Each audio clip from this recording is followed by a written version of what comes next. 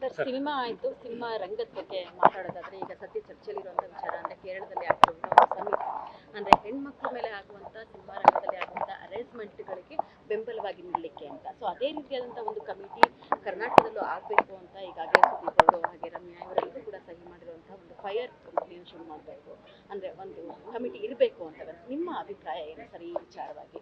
ನಾನು ತುಂಬ ಚಿಕ್ಕವನು, ದೊಡ್ಡವರೆಲ್ಲ ಡಿಸೈಡ್ ಮಾಡಿದ್ದಾರೆ, ಹಂಗೆ ಅವ್ರು ಏನು ಮಾಡ್ತಾರೆ ಅದನ್ನ ಪ್ರಕಾರ ನಾವು ಅಂದ್ರೆ ಸರ್ ನೀವು ಕೂಡ ಕೇಳ್ಪಟ್ಟಿದ್ದೀರಾ ಸಿನಿಮಾ ರಂಗದಲ್ಲಿ ಈ ಥರದ ಅರೇಂಜ್ಮೆಂಟ್ಗಳು ಆಗ್ತಾ ಇದೆ ಅಂತ? ಬರೀ ಸಿನಿಮಾದಲ್ಲ, ಎಲ್ಲ ಕಡೆನೂ ಆಗುತ್ತಲ್ವ. ಈಗ ಮೊನ್ನೆ ಯಾರೋ ಒಬ್ಬರು ಈ ಥರ ಸಿನಿಮಾದಲ್ಲೇ ಎಲ್ಲ ಪಾಲಿಟಿಕ್ಸಲ್ಲೂ ಆಗಿದೆ ಅಂತ ಕೇರಳಲ್ಲೇ ಹೇಳಿ ಅವ್ರನ್ನ ಸಸ್ಪೆಂಡೇ ಮಾಡಿದ್ರು.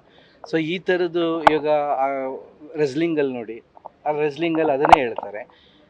ಬರೀ ಸಿನಿಮಾ ಅಲ್ಲ, ಅಂದರೆ ಸಿನಿಮಾ ಒಂದು ಸಾಫ್ಟ್ ಟಾರ್ಗೆಟ್. ಯಾವಾಗಲೂ ಸಿನಿಮಾ ಈಸಿಯಾಗಿ ಟಾರ್ಗೆಟ್ ಆದರೆ ಇವಾಗ ಯಾರೋ ಇನ್ನೊಬ್ಬರ ಬಗ್ಗೆ ಹೇಳಿದಾಗ ಅದು ಅಷ್ಟೊಂದು ಪ್ರಚಾರಕ್ಕೆ ಸಿಗಲ್ಲ. ಸಿನಿಮಾ ಅವ್ರಿಗೆ ಅಂತ ಹೇಳಿದಾಗ ತುಂಬ ದೊಡ್ಡ ಪ್ರಚಾರ ಸಿಗುತ್ತೆ. ರೂಲ್ಸ್ ಇದೆ ಆ್ಯಕ್ಚುಲಿ ಉದ್ಯಮಗಳಲ್ಲಿ ಎಲ್ಲೇ +20ಗಿಂತ ಹೆಚ್ಚು ಹೆಣ್ಮಕ್ಳಿದ್ರೆ ಅಲ್ಲಿ ಈ ಥರದ ಕಮಿಟಿಗಳು ಇದ್ದಾವೆ.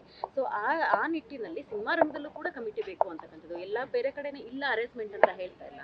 ಸೊ ಸಿನಿಮಾದಲ್ಲಿ ಇರುವಂಥ ಅರೇಂಜ್ಮೆಂಟ್ಗಳಿಗೆ ಇದೊಂದು ಬೆಂಬಲವಾಗಿ ನಿಲ್ಲುತ್ತಾ ಈ ಥರ ಕಮಿಟಿ? ಮೇಡಮ್ ಅದನ್ನೇ ಹೇಳಿದ್ದಾರೆ. ಶುರುವಾಗಿದೆ, ನೀವು ಕೂಡ ಅದಕ್ಕೆ ಸಪೋರ್ಟ್ ಮಾಡ್ತೀರಾ? ಅಲ್ಲ, ಎಲ್ಲರೂ ಸಪೋರ್ಟ್ ಒಳ್ಳೇದಾಗಬೇಕು ಅಂತಂದಾಗ ಎಲ್ಲರೂ ಸಪೋರ್ಟ್ ಮಾಡಲೇಬೇಕು. ಈಗ ಅದು ನಮಗೆ ಇಂಡಸ್ಟ್ರಿಗೆ ಒಳ್ಳೇದಾಗುತ್ತೆ, ಆರ್ಟಿಸ್ಟ್ಗಳು ಒಳ್ಳೇದಾಗುತ್ತೆ ಅಂದರೆ ಖಂಡಿತವಾಗ್ಲೂ ಸಪೋರ್ಟ್ ಇರುತ್ತೆ, ಅದನ್ನ ಯಾರೂ ವಿರೋಧ ಮಾಡ್ತಿಲ್ಲ. ಸೊ ನಮಗೇನಂತಂದರೆ ಒಂದು ಅವರು ನನಗೆ ಅಷ್ಟೊಂದು ನಾನೆಲ್ಲೂ ಬೆರೆಯದೇ ಇರೋದ್ರಿಂದ ನನಗೆ ಅದ್ರ ಬಗ್ಗೆ ಅಷ್ಟೊಂದು ನಾಲೆಜ್ ಇಲ್ಲ. ಬಟ್ ಅದು ಜನರಲ್ ನಾಲೆಜ್ ಕೇಳಿದ್ರೆ ಖಂಡಿತವಾಗ್ಲೂ ಪ್ರತಿಯೊಬ್ಬರಿಗೂ ಸೇಫ್ಟಿ ಇರಲೇಬೇಕು.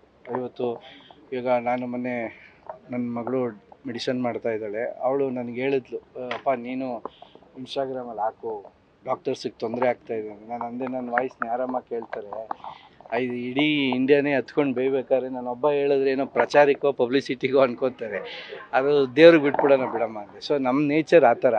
ಸೊ ನಾವು ಯಾವುದೋ ಇದಕ್ಕೆ ಹೋಗದೆ ಅಂತಾರೆ.